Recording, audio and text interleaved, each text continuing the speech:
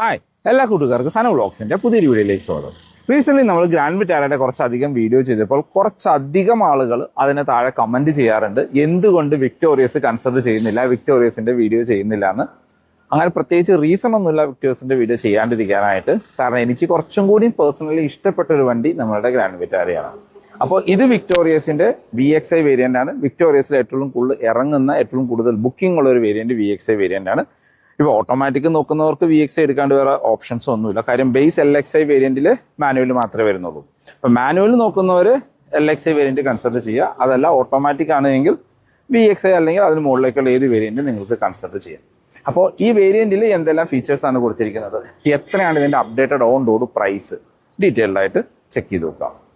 14 ലക്ഷം രൂപ on road price വരുന്ന VXi മാനുവൽ വേരിയന്റ് ആണിത്.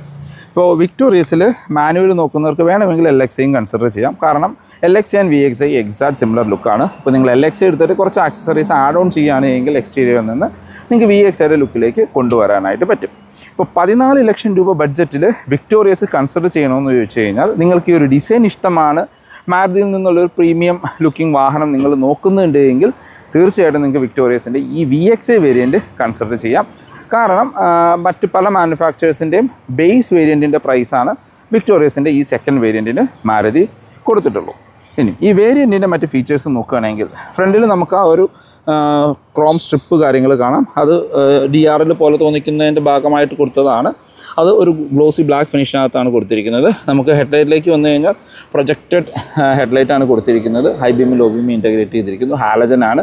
ZXi വേരിയൻറ്റോട്ടാണ് നമുക്ക് LED വരിക. അതിനോട് ചേർന്ന് തന്നെ പാർക്ക് ലൈറ്റും ഇൻഡിക്കേറ്റേഴ്സും ഫുൾ ഹാലജനായിട്ട് കൊടുത്തിരിക്കുന്നു.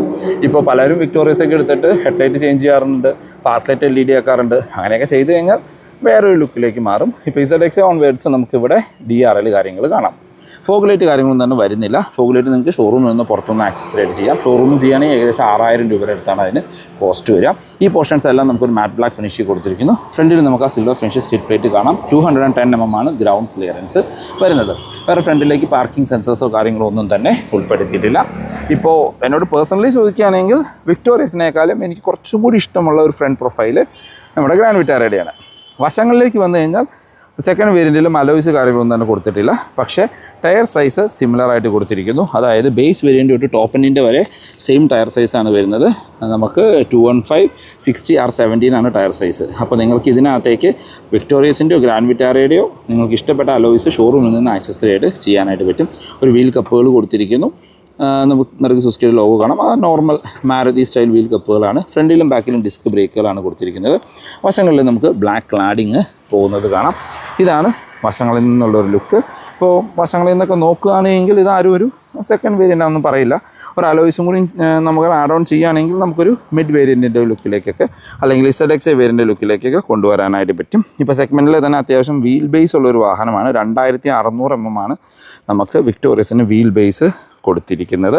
മിറേഴ്സിൽ നമുക്ക് ഇൻഡിക്കേറ്റേഴ്സ് കൊടുത്തിരിക്കുന്നു. അത് ബേസ് വേരിയൻറ്റോട്ട് സിമിലർ ആയിട്ട് വരുന്നു. നമുക്ക് റിക്വസ്റ്റ് സെൻസർ കാണാം. അതും ബേസ് വേരിയൻറ്റോട്ട് ഉൾപ്പെടുത്തിയിട്ടുണ്ട്. ഇപ്പോൾ ബേസ് LXi ആണെങ്കിൽ മിറേഴ്സ് ബ്ലാക്കിലും നമുക്ക് ഡോർ ഹാൻഡിൽസും ബ്ലാക്ക് ഫിനിഷിലാണ് വരിക. ഇപ്പോൾ VXiയിൽ ബോഡി കളറിൽ കൊടുത്തിരിക്കുന്നു. പ്ലെയിൻ ഗ്ലാസ്സുകളാണ്. റൂഫ് റെയിൽസ് കാണാം. ഷാർഫിൻ ആൻറ്റിനെ കൊടുത്തിരിക്കുന്നു. സൺറൂഫ് കാര്യങ്ങളൊന്നും തന്നെ വരുന്നില്ല.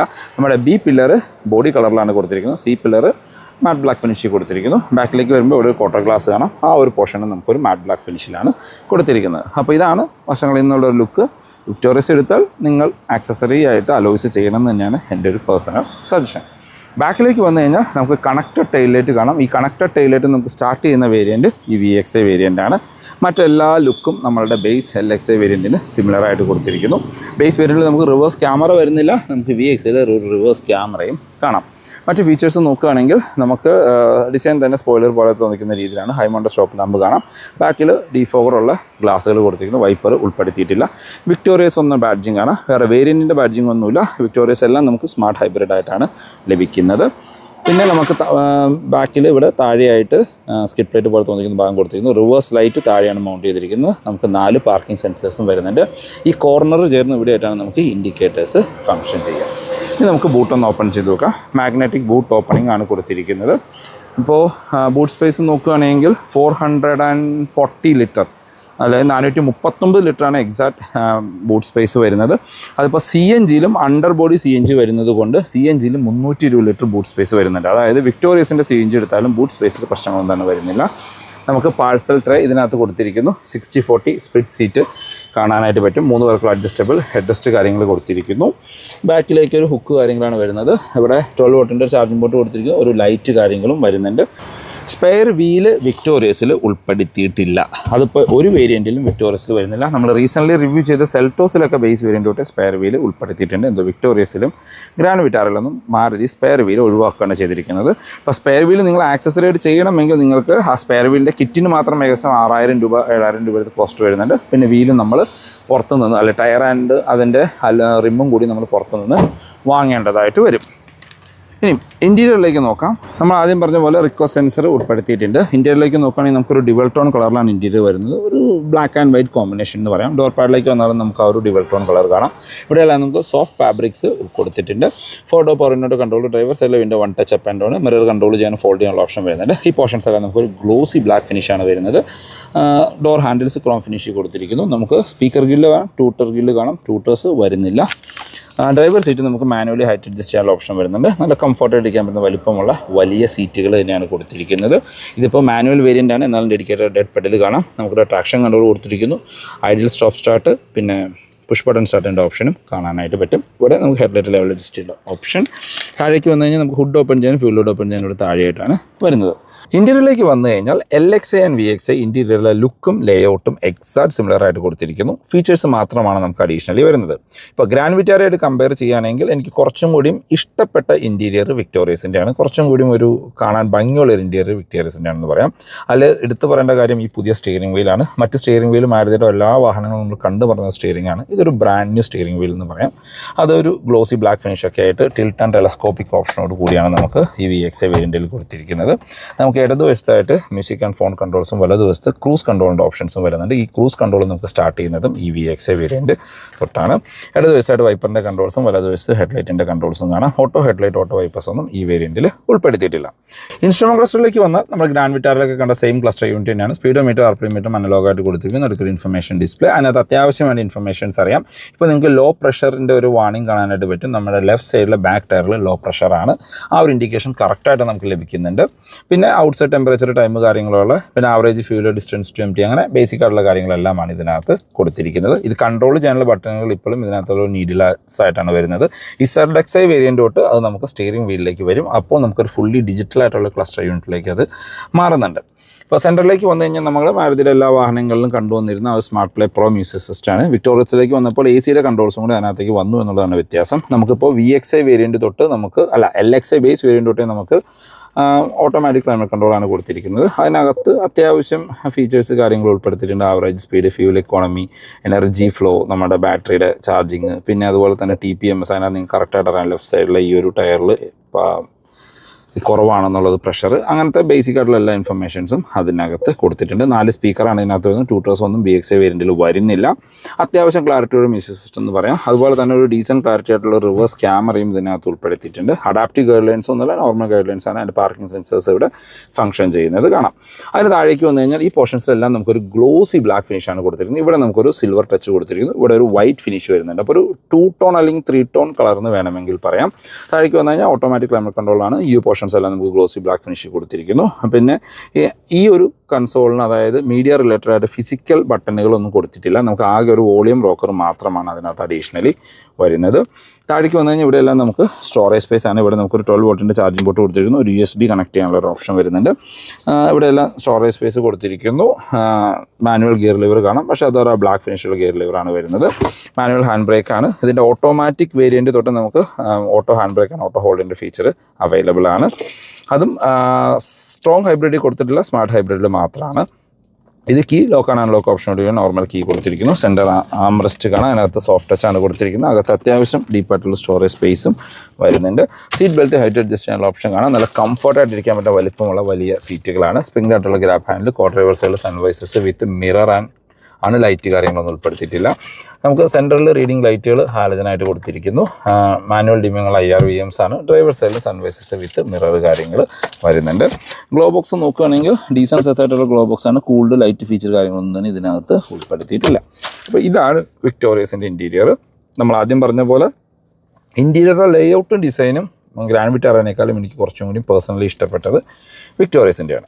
ബാക്ക് യാത്രക്കാരെ കംഫർട്ട് നോക്കുകയാണെങ്കിൽ അത്യാവശ്യം വൈഡായിട്ട് തുറക്കുന്ന ബാക്ക് ഡോറുകളാണ്. ഡോർ പാഡ് നമുക്ക് ആ ഒരു ഡ്യുവൽ ടോൺ കളറിൽ കൊടുത്തിരിക്കുന്നു. ഇവിടെ എല്ലാം സോഫ്റ്റ് ടച്ച് കാണാം.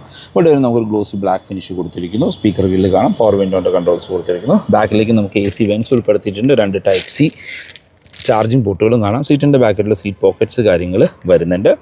3 പേർക്കുള്ള അഡ്ജസ്റ്റബിൾ ഹെഡ് റെസ്റ്റാണ്. സെൻറ്ററിൽ നമുക്ക് ഒരു സെൻറ്റർ ആം റെസ്റ്റും ഇതിനകത്ത് ഉൾപ്പെടുത്തിയിട്ടുണ്ട്. ഇപ്പോൾ ഫ്രണ്ട് സീറ്റ് എൻ്റെ ഹൈറ്റിനാണ് അഡ്ജസ്റ്റ് ചെയ്തിരിക്കുന്നത്. അത്യാവശ്യം നല്ല രീതിയിലുള്ള ലെഗ് റൂം ആൻഡ് ഈ റൂം കാണാം. നല്ല അണ്ടർ തൈ സപ്പോർട്ടുള്ള സീറ്റുകളാണ്. അതുകൊണ്ട് നല്ല അടിപൊളിയായിട്ടിരുന്ന് ബാക്കിൽ യാത്ര ചെയ്യാനായിട്ട് പറ്റും. ഹെഡ് റൂം നോക്കുകയാണെങ്കിൽ നിവർന്നിരുന്നാൽ പോലും ഏകദേശം ഒരു 8 സെൻറ്റിമീറ്റർ ഹെഡ് റൂം ബാലൻസ് കാണാം. വൈഡായിട്ടുള്ള ബാക്ക് സ്പേസ് ആണ്. 3 പേർക്ക് സുഖമായിട്ട് കംഫർട്ടായിട്ട് യാത്ര ചെയ്യാം. റീഡിംഗ് ലൈറ്റുകൾ ഞങ്ങൾ വശത്തായിട്ടാണ് കൊടുത്തിരിക്കുന്നത്. ഹാലജനായിട്ട് കൊടുത്തിരിക്കുന്നത്. ബാക്കിലേക്ക് ഗ്രാബ് ഹാൻഡിൽ കാണാം. സ്പ്രിങ് അതിനകത്ത് ഹുക്ക് കാര്യങ്ങളും ഉൾപ്പെടുത്തിയിട്ടുണ്ട്. വിക്ടോറിയസിൻ്റെ സേഫ്റ്റി ഫീച്ചേഴ്സിലേക്ക് വന്നാൽ സെഗ്മെൻറ്റിലെ തന്നെ വൺ ഓഫ് ദ സേഫസ്റ്റ് കാറാണ്. അല്ലെങ്കിൽ മാരുതിയുടെ തന്നെ ഈ സെഗ്മെൻറ്റിലെ ഏറ്റവും സേഫസ്റ്റ് കാർ എന്ന് പറയാം. കാര്യം ഗ്രാൻഡ് വിറ്റാരയ്ക്ക് 4 സ്റ്റാർ എന്തോ ലഭിച്ചിട്ടുള്ളൂ. വിക്ടോറിയസിന് ഗ്ലോബൽ NCAPൽ 5 സ്റ്റാർ റേറ്റിംഗ് ആണ് ലഭിച്ചിരിക്കുന്നത്. പിന്നെ സേഫ്റ്റി ഫീച്ചേഴ്സ് നോക്കുകയാണെങ്കിൽ 6 എയർ ബാഗ് സ്റ്റാൻഡേർഡാണ്. ABS, EBD, traction control, hill hold, 4 വീലിലേക്ക് disc brake, TPMS, seat belt, head adjust ചെയ്യാനുള്ള ഓപ്ഷൻസ്. അങ്ങനെ ഈ സെഗ്മെൻറ്റിലെ വാഹനങ്ങളിൽ കൊടുക്കേണ്ട എല്ലാ സേഫ്റ്റി ഫീച്ചേഴ്സും വരുന്നുണ്ട്. അതുപോലെ തന്നെ ടോപ്പ് എൻഡിൽ ADAS ലെവൽ 2ൻ്റെ ഫീച്ചേഴ്സും നിങ്ങൾക്ക് ലഭിക്കുന്നുണ്ട്. എഞ്ചിൻ ഗിയർ ബോക്സ് ഓപ്ഷനിലേക്ക് വന്നാൽ മാരുതിയുടെ ട്രയഡ് ആൻഡ് ടെസ്റ്റ് ആയിട്ടുള്ള 1.5 litre 4 cylinder natural aspect petrol എഞ്ചിനാണ്. ബ്രസ, എർട്ടിഗ, XL6, ഗ്രാൻഡ് വിറ്റാറിലെ കൊടുത്തിരിക്കുന്ന സെയിം എഞ്ചിൻ തന്നെ 102 HP പവറും 139 Nm ടോർക്കുമാണ് ഉൽപ്പാദിപ്പിക്കുന്നത്. 5 സ്പീഡ് മാനുവൽ അല്ലെങ്കിൽ 6 സ്പീഡ് ടോർക്ക് കൺവെർട്ടർ ഓട്ടോമാറ്റിക്. മൈലേജാണ് അതിൻ്റെ ഹൈലൈറ്റ് എന്ന് പറയുന്നത്. നമുക്ക് പെട്രോളിന് 21 കമ്പനികൾ ക്ലെയിം ചെയ്യുന്നത്. ഓട്ടോമാറ്റിക്കിനും മാനുവലിനും റിയൽ ലൈഫിൽ ഒരു 15നും 16നും ഇടയ്ക്ക് സിറ്റിയിലും ഹൈവേയിൽ ഒരു 18 വരെയൊക്കെ മൈലേജ് എക്സ്പെക്ട് ചെയ്യാം. ഇതിൽ തന്നെ CNG വരുന്നുണ്ട്. CNGയിലേക്ക് വരുമ്പോൾ മാനുവൽ മാത്രമേ ഉള്ളൂ, ഓട്ടോമാറ്റിക് വരുന്നില്ല. അണ്ടർ ബോഡി CNG ആണ്. അതുകൊണ്ട് ബൂട്ട് സ്പേസിൽ പ്രശ്നങ്ങളൊന്നും തന്നെ വരുന്നില്ല. 92 HP അങ്ങാണ്ടായിട്ട് പവർ കുറയുന്നുണ്ട്. പക്ഷേ മൈലേജ് അവിടെ നമുക്ക് 23+ ആണ് CNGക്ക്. 1 കിലോ CNGക്ക് കമ്പനി ക്ലെയിം ചെയ്യുന്നത്. അല്ല, റിയൽ ലൈഫിൽ 23 വരെയൊക്കെ ലഭിക്കുന്നുണ്ട്. പിന്നെ ഇനി കൂടുതൽ മൈലേജ് വേണമെങ്കിൽ CNG നോക്കാണ്ട് സ്ട്രോങ് ഹൈബ്രിഡിലേക്ക് പോവാം. നമ്മുടെ ഗ്രാൻഡ് വിറ്റാറിലേക്ക് സെയിം ആയിട്ടുള്ള ടെക്നോളജിയാണ്. 115 HP പവറാണ് വരുന്നത്. ഒരു ബാറ്ററിയും പിന്നെ നമ്മളുടെ 3 സിലിണ്ടർ പെട്രോൾ എഞ്ചിനുമായിട്ട് പെയർ ചെയ്തിരിക്കുന്നത്. 144 Nm ടോർക്കുമാണ് ഉൽപ്പാദിപ്പിക്കുന്നത്. ഒരു രക്ഷയില്ലാത്ത പവർഫുൾ ആയിട്ടുള്ള എഞ്ചിനാണ്. ഞാൻ സ്ഥിരം ഓടിച്ചുകൊണ്ടിരിക്കുന്ന എൻ്റെ ഗ്രാൻഡ് വിറ്റാര ആ ഒരു ടെക്നോളജിയാണ്. മൈലേജാണ് ഹൈലൈറ്റ്. ആവറേജ് 25 കൂടുതൽ കിട്ടും, ഗ്യാരണ്ടിയാണ്. അപ്പോൾ ഇപ്പോൾ പെട്രോളിൻ്റെ പ്രൈസൊക്കെ കൂടിക്കൊണ്ടിരിക്കുന്നത് കൊണ്ട് നിങ്ങൾക്ക് ആ സ്ട്രോങ് ഹൈബ്രിഡ് കൺസിഡർ ചെയ്യുന്നതുകൊണ്ട് പ്രത്യേകിച്ച് നഷ്ടമൊന്നും ഉണ്ടാവില്ല എന്നാണ് എൻ്റെ ഒരു അഭിപ്രായം. വിക്ടോറിയസിൻ്റെ അപ്ഡേറ്റഡ് ഓൺ റോഡ് പ്രൈസിലേക്ക് വന്നാൽ ഇപ്പോൾ സ്മാർട്ട് ഹൈബ്രിഡ് വേരിയൻറ്റുകൾക്ക് 30,000 രൂപയുടെ എക്സ്ചേഞ്ച് ബോണസും സ്ട്രോങ് ഹൈബ്രിഡിനും CNGക്കും 50,000 രൂപയുടെ എക്സ്ചേഞ്ച് ബോണസും അവൈലബിൾ ആണ്. അഡീഷണലി ക്യാഷ് ഡിസ്കൗണ്ട് നോക്കുകയാണെങ്കിൽ 20,000 രൂപ ഷോറൂമിൻ്റെ ഭാഗത്തുനിന്ന് ഒരു ക്യാഷ് ഡിസ്കൗണ്ടും 20,000-25,000 രൂപ വരെയൊക്കെ കൊടുക്കുന്നുണ്ട്. ഇപ്പോൾ ബേസ് LXA വേരിയൻറ്റ് നമുക്ക് 12,55,000 രൂപയ്ക്ക് ഓൺ റോഡ് ഇറക്കാം. നമ്മൾ ഈ പറയുന്ന പ്രൈസിൽ എക്സ്റ്റൻഡഡ് വാറൻറ്റി ഉൾപ്പെടുത്തിയിട്ടില്ല. അത് വേണമെങ്കിൽ അഡീഷണലി വരും. പിന്നെ അഡീഷണൽ ആക്സസറീസ് എന്തെങ്കിലും വേണമെങ്കിൽ അതിൻ്റെ പ്രൈസും നിങ്ങൾക്ക് എക്സ്ട്രാ വരും. ജസ്റ്റ് ഷോറൂമിൻ്റെ ഭാഗത്തുനിന്നുള്ള ഡിസ്കൗണ്ട് മാത്രം കുറച്ചിട്ടുള്ള പ്രൈസാണ്. എക്സ്ചേഞ്ച് ബോണസും ഈ പ്രൈസിൽ കുറച്ചിട്ടില്ല. അപ്പോൾ ആർക്കും ഞാൻ ഈ പറയുന്ന പ്രൈസിൽ ഷോറൂമിൽ നിന്ന് വാഹനം ഓൺ റോഡ് ഇറക്കാനായിട്ട് പറ്റും. അപ്പോൾ LXI 12,55, VXIയിലേക്ക് പോയി കഴിഞ്ഞാൽ 14,10,000 രൂപയാണ് നിങ്ങൾ ഈ കാണുന്ന VXI വേരിയൻറ്റിന് ഓൺ റോഡ് പ്രൈസ് വരുന്നത്. LXIയും VXIയും തമ്മിൽ 1,55,000 രൂപയുടെ പ്രൈസ് ഡിഫറൻസ് വരുന്നുണ്ട്. അത്രയും കൂടുതൽ കൊടുത്ത് VXI മാനുവൽ എടുക്കുന്നതോട് എനിക്ക് താല്പര്യമുള്ള LXI എടുത്തൊരു ആക്സസറി ചെയ്താൽ മതിയാകും. പിന്നെ VXI ഓട്ടോമാറ്റിക്കിന് 15,95 പ്രൈസ് വരുന്നത്. ഓട്ടോമാറ്റിക് എടുക്കുന്നവർക്ക് ആ ഒരു ഓപ്ഷൻ മാത്രമേ ഉള്ളൂ. കാരണം LXIയിൽ ഓട്ടോമാറ്റിക് വരുന്നില്ല. അപ്പോൾ വിക്ടോറിയസിൻ്റെ ഒരു ഓട്ടോമാറ്റിക് വേണമെങ്കിൽ നിങ്ങൾ 16 ലക്ഷം രൂപയെങ്കിലും സ്പെൻഡ് ചെയ്യേണ്ടി വരും. പിന്നെ VXIയിൽ നമുക്ക് സ്ട്രോങ് ഹൈബ്രിഡ് വരുന്നുണ്ട്. ആ വാഹനത്തിന് 19,80,000 രൂപയാണ് പ്രൈസ്. അപ്പോൾ VXI ഹൈബ്രിഡ് ആണെങ്കിൽ 19,80,000. CNG വരുന്നുണ്ട്. LXIയിൽ CNG അവൈലബിൾ ആണ് 13,75. VXIയിൽ CNG വരുന്നുണ്ട് 15,25. പിന്നെ ZXI വേരിയൻറ്റിലേക്ക് പോയി കഴിഞ്ഞാൽ ZXI manual 16,15, ZXI automatic 18,30 price വരുന്നത്. ZXI ഹൈബ്രിഡ് ആണെങ്കിൽ 21,50,000 രൂപ. ZXIയിലും CNG വരുന്നുണ്ട്. ZXI വരെ CNG വരുന്നുള്ളൂ 17,35,000 രൂപ. അപ്പോൾ CNG നോക്കുന്നവർക്ക് ആ ഒരു ബഡ്ജറ്റിന് എന്തുകൊണ്ടും ഹൈബ്രിഡ് നോക്കാമെന്നാണ് എൻ്റെ ഒരു സജഷൻ. ഇപ്പോൾ ZXi CNGക്ക് ഏകദേശം 17-35 വരുന്നുണ്ട്. അത് മാനുവലാണ്. ആ ഒരു ബഡ്ജറ്റ് ഉണ്ടെങ്കിൽ VXi ഓട്ടോമാറ്റിക് എടുത്തിട്ട് അത്യാവശ്യം ആക്സസറി ചെയ്യുകയാണെങ്കിൽ, VXi hybrid automatic strong hybrid എടുക്കുകയാണെങ്കിൽ അതായിരിക്കും എന്തുകൊണ്ടും വെർത്തായിട്ട് എനിക്ക് ഫീൽ ചെയ്യുന്നത്. ടോപ്പ് എൻഡായിട്ട് വരുന്നത് ZXi പ്ലസ് ആണ്. ZXi പ്ലസ് മാനുവലിന് 18,45, അതിൻ്റെ ഓട്ടോമാറ്റിക് ആണെങ്കിൽ 20,75,000 രൂപയാണ് പ്രൈസ് വരുന്നത്. ZXi പ്ലസ് ഹൈബ്രിഡ് ആണെങ്കിൽ 23,40,000 രൂപയും ഓൺ റോഡ് പ്രൈസ് വരുന്നുണ്ട്.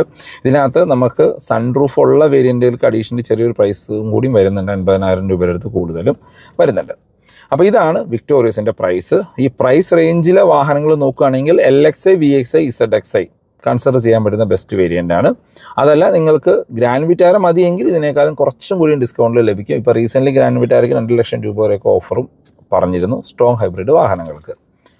അപ്പോൾ ഇതാണ് ഇന്നത്തെ വീഡിയോ യൂസ്ഫുൾ ആണെന്ന് വിചാരിക്കുന്നു. വിക്ടോറിയസ് റിലേറ്റഡുള്ള എന്ത് ഇൻഫർമേഷനും അല്ലെങ്കിൽ മാരുതിയുടെ ഏത് വാഹനം റിലേറ്റഡുള്ള എന്ത് ഇൻഫർമേഷൻ ഞാൻ ഡിസ്ക്രിപ്ഷനിൽ നമ്പർ കൊടുക്കാം, നിങ്ങൾക്ക് അവരെ കോൺടാക്ട് ചെയ്യാം. അപ്പോൾ പുതിയൊരു വീഡിയോ കാണുന്നവരെ ബൈ ബൈ.